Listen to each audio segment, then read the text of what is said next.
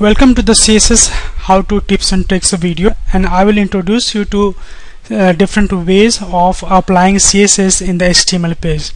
So first let us try to understand what is CSS. CSS is basically a style sheet language that allows us to attach a style, for example fonts, spacing, colors, to a structured document. When I say a structured document means the HTML document or the XML document. Now you may ask a question that what they are called as a structured document, because they maintain their opening and closing tag properly. Okay, if the opening and closing tag will be improper, we will not say that that is the structured document. Okay, so CSS is basically used to attach a style to the structured document. By separating the presentation style of document from the content of document, CSS simplifies web authoring and site maintenance. Okay, now how CSS works in the HTML page. CSS basically starts working when your complete page, or better to say the element, has been loaded properly. For example, you have applied CSS for the div element. Unless that particular div element will be loaded completely, the CSS will not get applied. So it is very important for the CSS that the element is loading completely. Now how CSS are applied in the web page? CSS can be applied in 3 different ways in a web page. Okay, and CSS is written separated by semicolon. So if you are writing one statement of CSS, you will have to write a semicolon so that it will work as a separator, so that you can start adding the next CSS style. And the CSS property and the value are separated by the colon. For example, here you can see that this is border, and then there is a colon, and then there is the CSS style is there. So now let us try to learn the first way of applying CSS. So let me go ahead and open the web page. So let me create one page, simple HTML page, default.html. Now let me copy paste this code.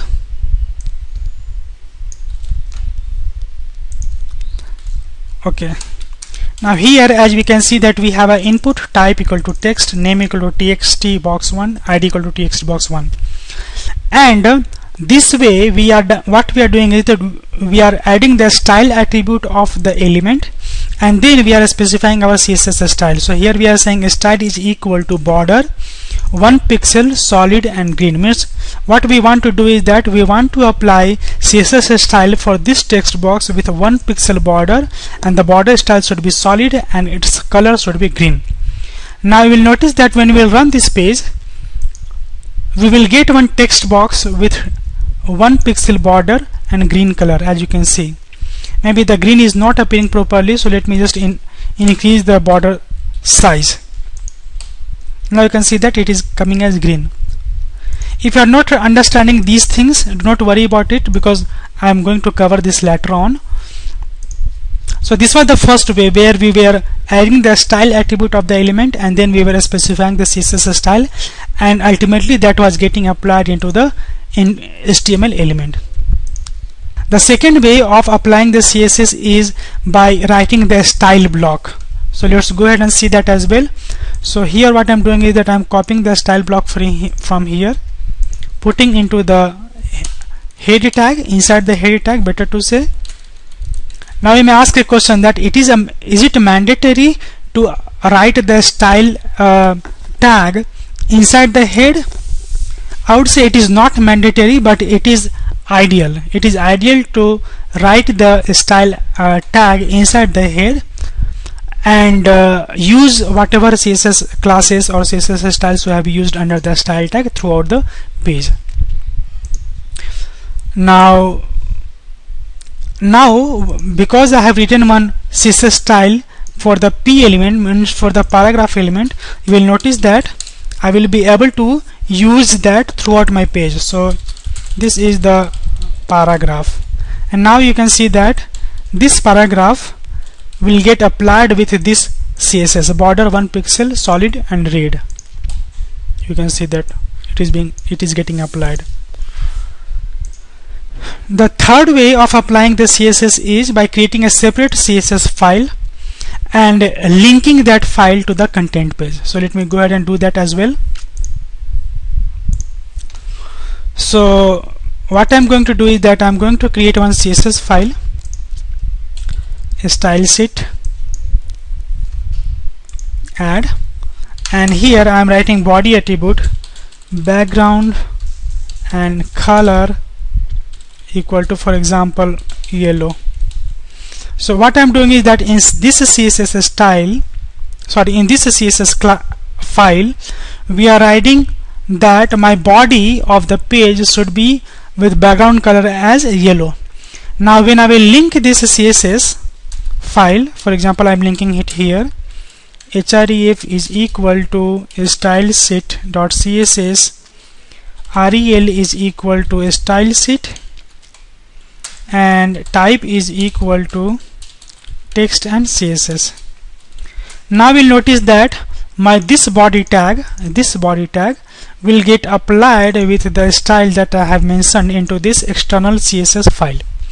So let me go ahead and run this page again, and you can see that the background color of the web page is yellow because of this. So this is the three CSS. So these are the three different ways where you can apply the CSS. So let me summarize. The first is using the style attribute. The second is by writing the style tag, and inside that style tag you can write your CSS classes. The third is by creating the external CSS file and then linking that CSS file into the HTML document. Now there are mainly two parts of the CSS. The first is the selector and the second is the styles. So here we are going to see that how many types of selectors are there and how to use them and where to use them. So the first is that using the tag name. So in case we want to apply CSS style for a particular tag of the HTML document, then we can use this approach. So let me go ahead and do that. So let me open the CSS tag name.html file. Yes. Now in this space, what we are doing is that we have written a CSS style for the paragraph under the style tab, and what we are doing is that we have written some content here on this page. You can see that this is my first paragraph, and then I have simple plain text, and then this is my second paragraph. Now what will happen is that because this is the class with name as P, so what will happen is that all the paragraph of this page will be applied with this CSS style, 1 pixel solid and a red border. Let me go ahead and run this page, and you will see that my both paragraph will get applied with this CSS style.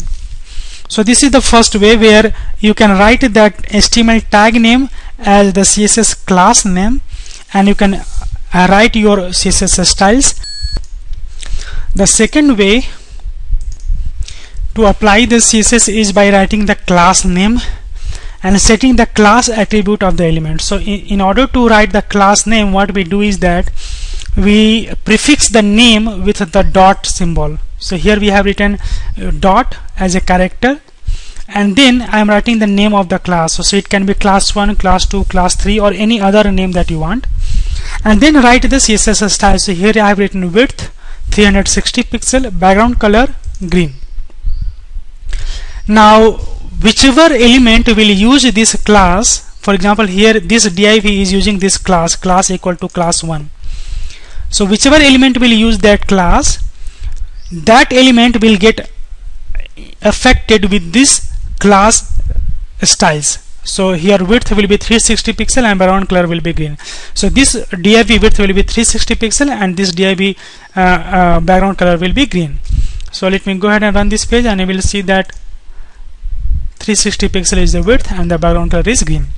Now in case I will specify the same class attribute for this particular paragraph, this will also get implemented with the same CSS style. 360 pixel is width and the background color is green.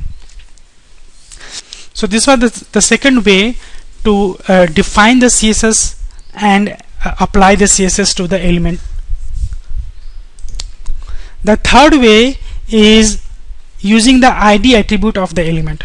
So let's go ahead and see that. Here is the ID attribute. Now in this case what we do is that we write the CSS class for a particular element whose ID is something specific. For example, here we have two div, but I want to specify a CSS style for the div whose ID is my ID.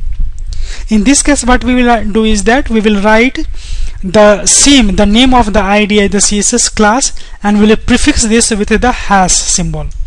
So now what will happen is that whatever CSS style we will write for this particular class will get implemented to this div. So now I have written background color red. So what will happen is that this CSS style will get implemented here for this div. So let me go ahead and show that. You can see that your content here, and that is getting applied with the background as red color.